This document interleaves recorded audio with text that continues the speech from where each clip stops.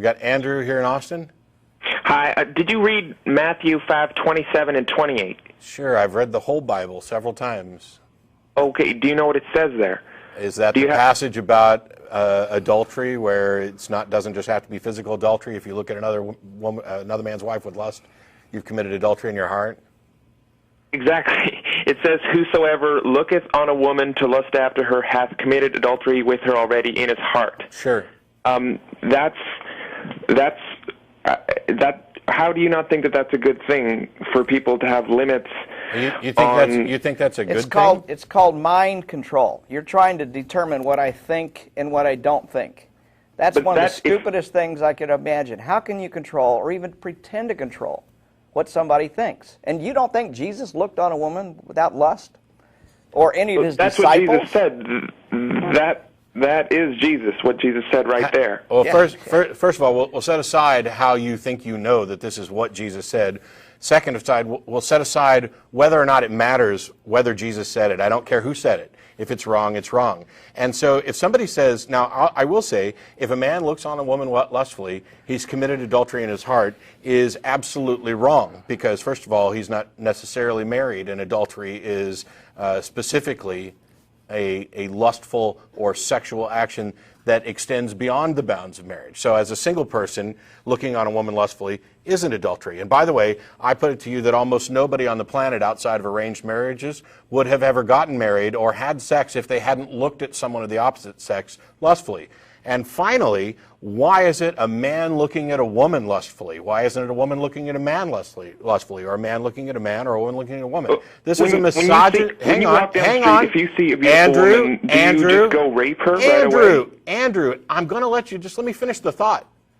It's a misogynistic bit of language that is patently absurd. It denies something that is trivial about human nature and the way things actually work, and tries to compound it as sin. Okay? I could care less if somebody wants to call it sin. Now, go ahead.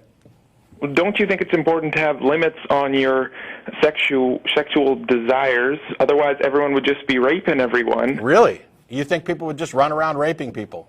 Well, do you just rape someone? I haven't raped anybody in the last 50-some years. Yeah, I've never raped anybody, nor have I had the inclination to. I've been an atheist for 20 years, so it's just amazing. So you know that's you do. How do you get from it's probably a good thing if people don't run around raping each other to therefore this statement about lustful thoughts is necessarily morally correct? Please make the connection between those two. How do you get from we should have some limits to what we can do to we need to have thought crime legislation? How do you get there? What limits do atheists have?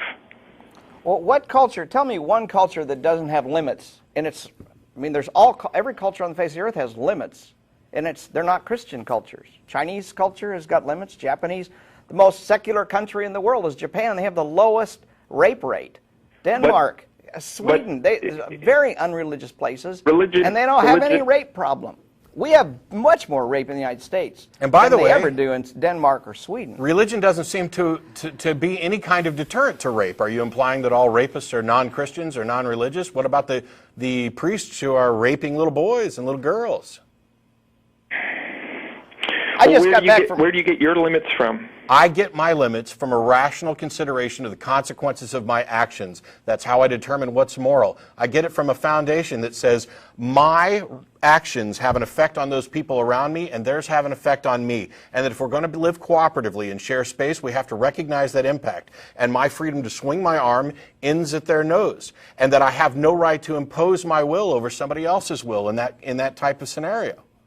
That's where I get them from. It's from an understanding. What's the punishment if you do that then? You're just going to die. Andrew, I get them from an understanding of reality, not an assertion of authority. Now, what was the question? Well, if you just do all that, let's just say you go out with a gun and you just rape a bunch of people, then you just shoot yourself, what's going to be the punishment for you? If I go out and rape a bunch of people and shoot myself, what's going to be the punishment for me? I'll be dead? Yeah. I'll be dead. And why? Do you have? It's going to hurt. The bullet's going to go through your head in about a second. There isn't going to be any pain. That's correct.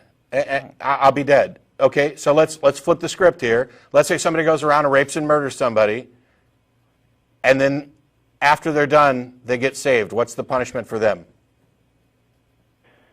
Oh, the punishment is hell. No, they got saved. They got saved.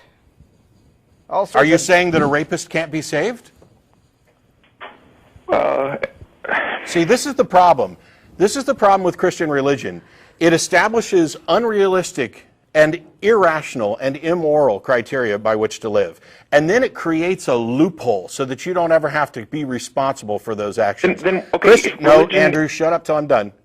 Christianity is not a moral system. It is an immoral system because it specifically says that there aren't necessarily consequences that you're going to have to pay because of a loophole. And what is the loophole? It has nothing to do with how good you are or how morally you act or anything else. It has to do with whether or not you're willing to be a sycophant to an idea. And if you are, then there is now an exception for which you no longer have to suffer a penalty for this. So the idea that secular morality offers no guarantee that people will ever pay for their crimes and their atrocities is not an argument against secular morality, because that is a tenet of Christianity. It is the foundation. The idea that the Christian God is just is directly contradicted by the idea that the Christian God is merciful. Perfect justice and any mercy are necessarily directly in contradiction, because mercy is a suspension of justice. So do not pretend that your religion is moral and just and then try to attack my position, which is based on reality, because somebody might rape people, shoot themselves ahead, and then not get punished. That's asinine. If religion is such a bad thing, how come you think, I don't know how many atheists are there in the United States? How come everyone isn't just an atheist then? Because not everybody is aware of how bad and untrue religion is, which is one of the reasons why you we're doing think you're this some kind of genius or something? That Actually, yeah, but why is that relevant? Everyone else is too dumb to figure it out? No, it's not a matter of too dumb. You see, I was a Christian for 25 plus years. Let me ask you a question. Why are you calling in as a Christian? Why didn't you call in as a Muslim, a Buddhist, or a Hindu? Because my parents raised me as a Christian. So you didn't have a choice, did you? When did you choose to be a Christian? Well, it's just a tradition. Your parents teach you whatever religion they do. So if you were born over so if you were in born a Muslim, you'd be a Muslim. Yeah. So if you were born a Muslim. So it has nothing to do with truth then. It's just the way you were raised. See, because on this show we actually care about whether or not things are true. And my genius status is completely irrelevant because I was a Christian for 25 plus years. I did not get smarter when I became an atheist. What happened was I gained more information. I became more knowledgeable about the subjects. And I decided to actually care whether or not my beliefs were true. You don't seem to care whether or not your beliefs are true. You just like them. Because you were born here. Well, I think it's good. I think you're going to have more happiness in your life if you have limits to tell you what you can do or... how is that relevant to the truth of your religion?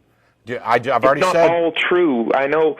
I was talking to people on the chat here, and they said, well, they're read the Old Testament. There's all this genocide and stuff, and I was just saying, well, you don't have to read the whole thing because you just read, for example, what Jesus said. Okay. You don't. So are you saying? I tell you what, we already talked about this earlier.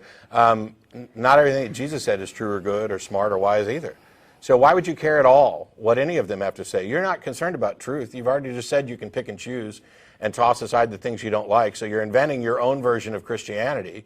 So why not just chuck it aside and go ahead and invent your own secular moral system? You keep talking about how we don't have limits. I have plenty of limits.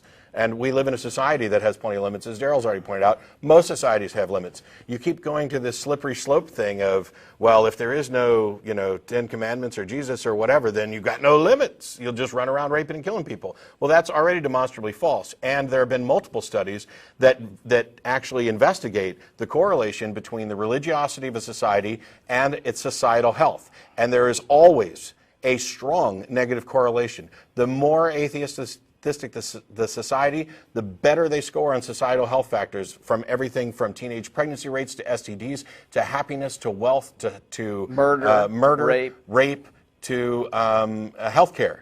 Now, go out and do some actual research that contradicts this, and then you might have a case for your assertion that I think you'll live a better life if you're... No, you won't.